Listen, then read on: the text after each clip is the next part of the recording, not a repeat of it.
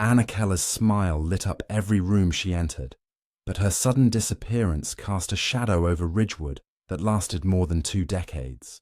Richard Hale, the trusted neighbor who once led search parties and comforted grieving families, was the very man who had hidden the darkest secret of all, until a single piece of evidence shattered his carefully built lie. The night Anna Keller vanished was ordinary in every visible way, yet it became the moment her small town of Ridgewood would never forget. The evening began with celebration. A close friend's birthday party filled with music, laughter, and the warmth of familiar faces. Anna had been cheerful, her smile carrying the lightness of someone young, hopeful, and full of plans. She spoke about work, her dreams of moving to a bigger city, and the excitement of what the future might hold. No one at the gathering could have imagined that it would be the last time they ever saw her alive. When the party ended, Anna left alone, stepping into the cool drizzle of late autumn. Her car was parked just down the street, the wet pavement glistening under the dim glow of street lamps. A few friends recalled her waving before driving off, her taillights disappearing into the distance. Hours later, when she failed to return home, her mother thought little of it at first. Anna was independent, often staying with friends or working late. But as morning came and there was still no sign of her, worry began to creep in. Phone calls went unanswered. Friends had no idea where she could be. It was as though Anna had simply disappeared into the rain. Later that day, her car was discovered abandoned near the edge of town, not far from a wooded area that locals avoided at night. The vehicle was locked, the keys still in the ignition, and Anna's purse sat untouched on the passenger seat. There were no signs of a struggle inside, no broken glass, no blood, nothing that clearly pointed to foul play. Yet the eerie stillness of the scene suggested something unnatural. Investigators quickly grew puzzled. The car was found in an area Anna rarely visited, with no reason for her to be there. Search teams combed through the nearby woods, volunteers calling out her name through the heavy silence. But despite their efforts, not a single trace of Anna was found. As the hours stretched into days, the mystery deepened. Rumors began to swirl throughout Ridgewood. Some whispered that Anna had chosen to run away, overwhelmed by small-town life. Others believed she had been taken by a stranger passing through, a drifter who struck in the shadows and vanished. The lack of evidence made it impossible to settle on one theory. For Anna's family, each rumor cut deeper, twisting hope and despair together into something unbearable. The community rallied, posting flyers with Anna's smiling face on every corner. Candlelight vigils were held, prayers whispered into the crisp night air. Police followed every lead that came their way, but each one fizzled out, leading only to dead ends. With each passing week, the search lost momentum, and the case began to slip further from the public's attention. Still, for those closest to her, the weight of her absence never lifted. Anna Keller's disappearance remained an open wound in Ridgewood, a story without an ending, and a question without an answer. Richard Hale emerged as one of the most visible figures in the days following Anna Keller's disappearance. He lived only 2 houses down from her family, a familiar face who had always seemed polite and reliable. When the search began, Richard was quick to step forward, volunteering his time, helping to organize neighborhood efforts, and even going door to door asking if anyone had seen or heard anything unusual. His presence became so constant that people began to associate him with the fight to find Anna.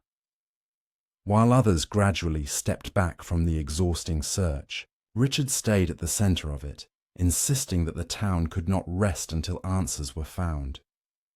He spoke to reporters with a calm, thoughtful tone, describing Anna as a kind young woman whose future had been stolen. His words were repeated in local news broadcasts, giving the impression of a man deeply moved by tragedy. He comforted Anna's grieving mother, often stopping by with groceries or to check in on her well-being. To neighbors, his actions painted the picture of a man with an unusually strong sense of community, someone determined to keep hope alive. Whenever vigils were held, Richard stood at the front with a candle in hand, his eyes lowered as if sharing the family's pain. Yet beneath this carefully crafted image, Richard carried a secret no one could see. While the community admired him for his dedication, there were subtle details that, in hindsight, hinted at something more. He always seemed eager to insert himself into every aspect of the investigation, often arriving before search teams even assembled. He offered suggestions to police about where they should look, sometimes pressing them to focus on certain areas. At the time, his persistence seemed like determination. Later, it would be remembered as something far more calculated. In those early months, Richard's reputation only grew stronger. Families in Ridgewood saw him as a reminder that good neighbors still existed, people who stood by each other in moments of crisis. The Keller family even welcomed his presence, grateful for the support during their darkest hours. To them, Richard was not just a neighbor, but a source of strength, someone who seemed to understand their pain and refused to let Anna's memory fade. He became almost inseparable from the tragedy itself, his name mentioned alongside Anna's in conversations about the case. As time passed, investigators began to lose momentum, but Richard never appeared to tire. He spoke passionately about keeping Anna's story alive, ensuring it remained in the headlines. For many, this dedication was admirable. Few questioned why a neighbor would remain so deeply invested when even close friends had started to move on. It seemed natural then, but in truth, Richard's constant presence was not an act of loyalty. It was camouflage. By making himself the grieving ally, he hid in plain sight. What no one realized was that the very man offering comfort was the one who held the answers. Richard knew exactly what had happened to Anna Keller. He knew where the search parties would never look. His kindness was not genuine. It was a mask, built to shield him from suspicion while the truth lay buried beneath layers of lies. 2 decades passed, and Anna Keller's disappearance became one of Ridgewood's most haunting cold cases. What had once been a headline that dominated every conversation slowly slipped into the background, though never entirely forgotten. The posters with Anna's face faded, the ink bleached by years of sunlight and rain, yet her absence lingered in the hearts of those who had known her. Life in the town moved forward. Children grew up. Families moved in and out. Businesses changed. But the unanswered questions around Anna's fate remained like a scar. Her family carried the heaviest weight, torn between hope and despair, never able to grieve fully without the truth. Through those long years, Richard Hale blended seamlessly into the fabric of Ridgewood. Time softened the memories of his early involvement, leaving behind only the perception of him as a kind-hearted man who had once given his all for a grieving family. He lived a quiet, seemingly respectable life, becoming something of a fixture in the community. He attended church services, helped with charity drives, and maintained a reputation for being steady and dependable. His home, sitting neatly on the corner of the street, gave no indication of the darkness hidden within its walls.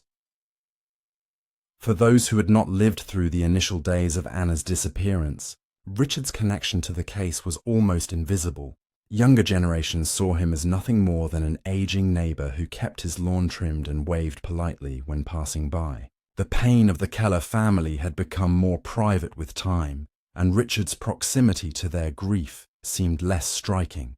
In fact, he was sometimes spoken of as part of their circle, a man who had shared in their suffering and stood by them when others drifted away. But behind Richard's carefully maintained mask, the weight of his secret never disappeared. He carried the knowledge of what had truly happened on the night Anna vanished, guarding it with the same determination he had shown during the search. He had grown accustomed to silence, convinced that time had done its job, that the world had moved on and left the mystery behind. Each year that passed without discovery strengthened his confidence that the truth would remain hidden forever. Even so, traces of unease followed him in quiet moments. When news programs mentioned advances in forensic science, Richard's mind would flicker to the past, to the evidence that had once seemed so insignificant.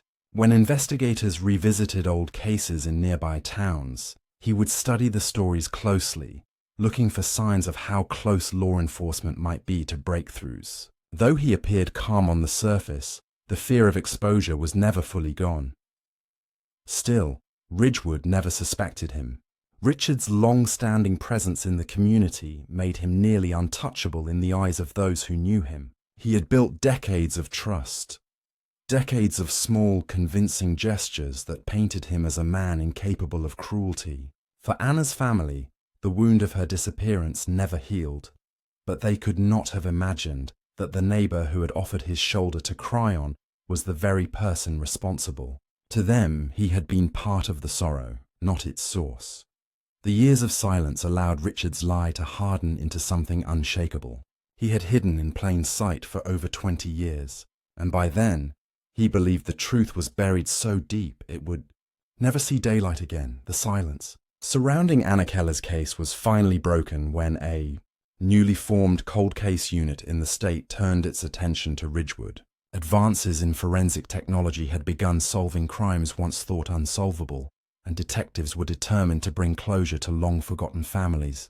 Anna's file, thick with reports and faded photographs, landed on their desks. Among the evidence was her abandoned car, which had been stored for years in a police impound lot. What had once yielded nothing now offered new possibilities. Fibers collected from the passenger seat were re-examined with more sophisticated equipment, and what had seemed ordinary decades ago suddenly carried significance. The fibers were traced back to a specific type of carpet no longer in production, the same kind that still covered the basement floor of Richard Hale's home. Detectives knew the connection was thin but intriguing. They began to reread Richard's statements, comparing them to his movements during the early investigation. Inconsistencies began to emerge. He had once claimed he barely knew Anna, yet newspaper articles from that time showed him speaking emotionally about her character. He had told officers he spent the night of her disappearance at home alone, but neighbors remembered seeing his car pull into his driveway much later than he admitted. These small cracks in his story pushed investigators to dig deeper. With a warrant secured, they searched Richard's house, a place that had stood for decades as an unremarkable part of the neighborhood. In the basement, beneath years of neatly arranged storage boxes, they uncovered remnants that told a different story. Among them were objects that had no reason to be there. A bracelet Anna's mother had described in her missing persons report, an old scarf that matched photographs of Anna at the party on the night she vanished, and a diary Richard had kept during that time. The entries revealed troubling thoughts, vague but chilling, describing a night filled with uncontrollable impulses and a desperate need to maintain control over what had happened. The discoveries shocked even seasoned investigators. For years, Richard had been seen as a grieving neighbor, a man who had offered comfort to the very family whose daughter he had stolen. The evidence now painted him as the only person who knew the truth about Anna's fate. When detectives confronted him, Richard tried to explain the items away, insisting that he had kept them as reminders of the tragedy, tokens of loss rather than evidence of guilt. But the explanations rang hollow, especially as forensic tests tied the fibers and objects directly to the time of Anna's disappearance. The town of Ridgewood, long accustomed to silence, was shaken as whispers of the new investigation spread. For many, the idea that Richard Hale, the man who had carried their grief alongside them, might be the very person responsible was almost too much to comprehend. Yet the facts were undeniable. After decades of lies, the truth had finally begun to surface piece by piece, revealing that the answers had been hiding in plain sight all along. When the truth about Richard Hale finally came to light, the town of Ridgewood was forced to confront the unsettling reality that the man they had trusted for decades had been living a lie. The evidence collected from his basement and the re-examined fibers from Anna Keller's abandoned car formed a case that could no longer be ignored. Richard was arrested, his quiet home swarmed by police cars and news crews, a sight that stunned neighbors who had once seen him as a pillar of their community. The same streets where he had joined candlelight vigils years earlier now echoed with disbelief as officers led him away in handcuffs. For the Keller family, the moment was surreal. The neighbor who had comforted them in their darkest hours was revealed to be the source of their lifelong torment. In court, Richard tried desperately to maintain his story. He claimed the items found in his basement had been collected out of sympathy, that he had wanted to preserve Anna's memory. But the diary entries, the forensic matches, and the sheer implausibility of his explanations left little doubt about his guilt. The prosecution painted a chilling picture of a man who had carefully constructed an image of kindness to conceal an act of violence. Jurors listened as experts explained how Richard had used his involvement in the investigation as a shield, embedding himself so deeply in the search that no one ever suspected him. The portrait that emerged was not of a grieving neighbor, but of a manipulator who had hidden in plain sight for over 20 years. The trial lasted several weeks, each day reopening wounds for Anna's family. They sat through testimony that detailed the night of her disappearance, the forensic discoveries, and Richard's calculated lies. Each revelation brought both pain and clarity, forcing them to relive the uncertainty that had defined their lives. When the verdict finally came, the courtroom held its breath. Richard Hale was found guilty of murder and sentenced to life in prison without the possibility of parole. The mask he had worn for so long crumbled in that moment, replaced by the image of a man exposed for what he truly was. For Ridgewood, the sentencing closed a chapter that had haunted the community for decades. Neighbors who had once spoken of Richard with admiration now struggled to reconcile the man they thought they knew with the monster revealed in court. The Keller family, though shattered by the truth, finally had an answer to the question that had tormented them for 23 years. Anna's life had been stolen, but her story had not been erased.